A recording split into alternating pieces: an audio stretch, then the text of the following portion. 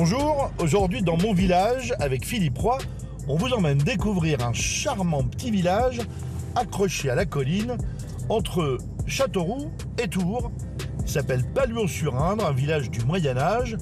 Et alors vraiment, au bord de l'Indre, on le voit tout en haut. Magnifique, on y va.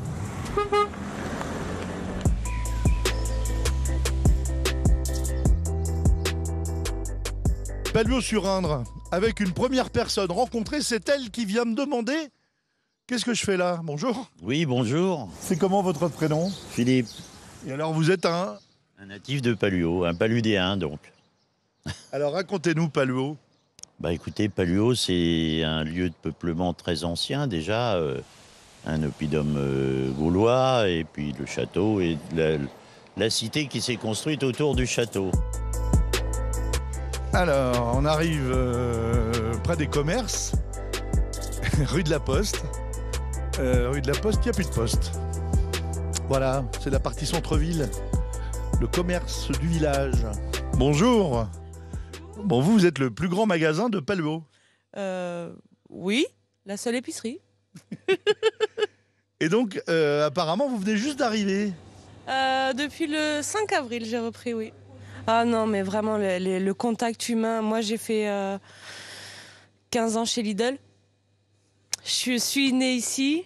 Et non, la clientèle, ça n'a rien à voir. Les gens de village comme ça, ils passent, ils vous disent bonjour. Ça n'a pas de prix. On vient de Saint-Aignan, là. Et vous découvrez Palluau. Oui, c'est une découverte. Comment vous trouvez? Un peu ruineux. On peut dire qu'on collectionne ce qu'on appelle les BPF, les brevets de province française.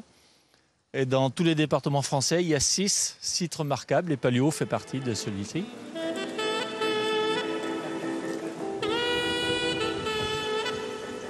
Vous êtes un ancien d'ici? Oh oui, je suis un ancien d'ici, oui. Je me suis marié ici en 69. C'est pour ça que j'ai un peu la tête à l'envers. Vous faisiez quoi ici? J'étais receveur de la Poste, voilà. Qui est fermé au bout là-bas. Qui est fermé au bout. Et donc ça, c'est l'ancienne auberge. L'ancienne auberge, oui. Mais disons que ça ressemble plutôt à un relais postal, un relais de la Poste dans le temps. Il y a un projet, apparemment, ça va être repris. Ça va être repris, effectivement, par une personne qui connaît bien le bâtiment et qui a l'intention de faire des appartements, des studios. Palluau, 1850, ça c'était certainement le camion de pompiers. Bon, on va aller voir à la mairie. Bonjour. Bonjour. Alors vous êtes? Le maire de Palluau, Marc Rouffy. On est bien à Palluau, apparemment. On est très très bien à Palluau. C'est un très joli village, les gens sont sympas. Et puis il y a un environnement dans tous les sens du terme, architectural, patrimonial et puis la nature qui fait que les gens viennent, s'installent. C'est ce que vous avez fait, vous? Moi, c'est ce que j'ai fait, oui. Je suis arrivé ici en 2005 et vous voyez, j'y suis. Je sais que ma dernière demeure est ici. Alors, le châtelain a décidé cette année de réouvrir le château aux visites tous les samedis et les dimanches du mois de juillet, du mois d'août. Alors ça, c'est le côté du château qu'on voit jamais. On ne voit celui-là, on le voit jamais, on le voit que quand on vient faire les visites.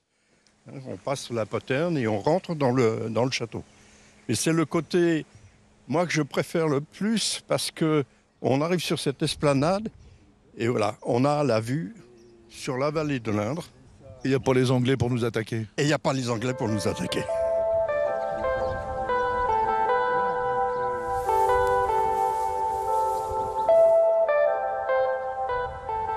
Bonjour. Qu'est-ce que vous êtes en train de bricoler? Je suis en train de contrôler les arbres de naissance. C'est quoi le projet? Alors le projet ici, c'est une zone naturelle, justement avec une tonte raisonnée et des plantations qu'on fait par le biais des enfants en fait, avec l'école.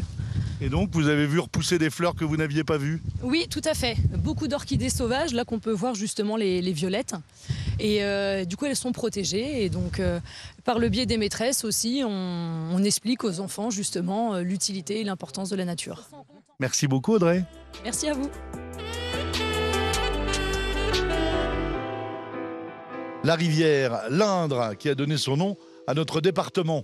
Ici se déroulaient historiquement des grandes parades de bateaux illuminés la nuit, l'été. Mais ça, c'est terminé. Aujourd'hui, il y a une petite guinguette derrière.